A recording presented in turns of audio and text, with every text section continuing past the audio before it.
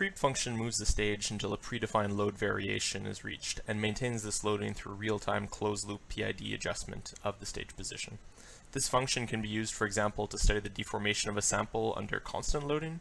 And always note that tuning a PID requires a reasonable amount of closed-loop system understanding, and a set of PID parameters optimized for a particular experimental configuration will probably be inappropriate for a different configuration, and it could even create system instabilities, oscillations that can result in damage to the system. So first, click the creep function, set the stage axis as the stage you wish to move, and the load cell axis is usually the same as the stage axis, or appropriate. Select the direction, and this would specify if the stage has to start moving in the positive or negative direction. With a positive displacement, a vertical stage will move downwards in compression, a horizontal stage will move right, and a rotational stage will move clockwise. Enter a negative value for stage displacements in opposite directions. Next, the stage velocity. This specifies the speed at which the stage will move, and refer to the specifications of your Mach-1 to learn more about the velocity range allowed. In Mach-1 motion, as always, the speed is specified in absolute value terms. The relative load target in gram force or Newton specifies the relative amount of load to be applied and maintained on the sample. When a value is entered, the stage will initiate its movement until a change in load of that magnitude is reached. The value for relative load target is specified in absolute value terms.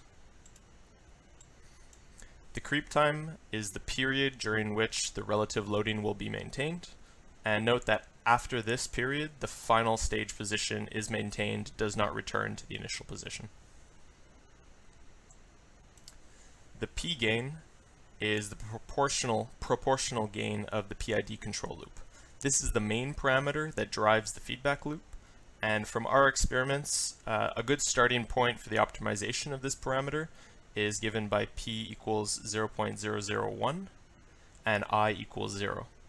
Then you would raise P in logarithmic increments, 0.01, 0.11, until a satisfactory amplitude is reached.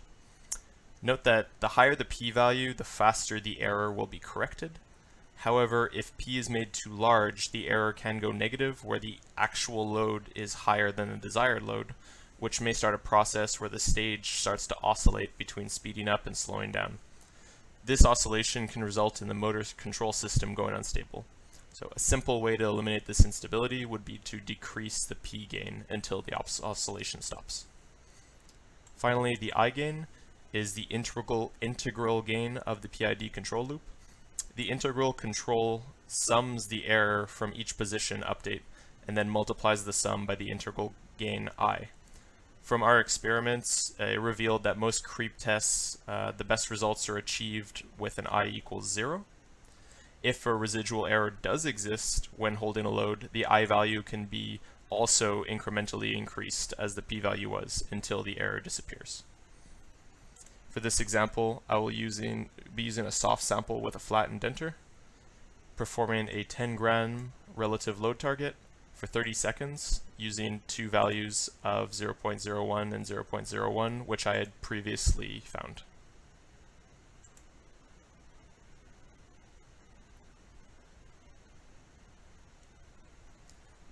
As you can see, the load rose to the 10 grams specified and is staying approximately between 9 and 10. As this is a displacement controlled system, there will always be some error, which could be analyzed in post-processing.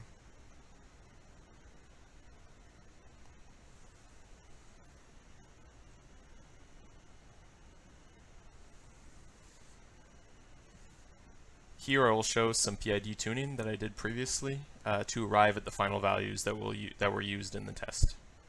So I will first set the P and I values at a value too high to show this uncontrolled oscillation, and I will lower them to show that these oscillations disappear.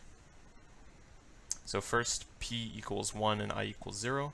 The P value is too high in this case, and oscillations exist around that 10 gram value. Lowering this to 0.1, the oscillations still exist, however less pronounced. Finally, lowering the P to 0.01, the oscillations have very much disappeared and the value has balanced itself at 10 grams force. Next, we'll modify the I value.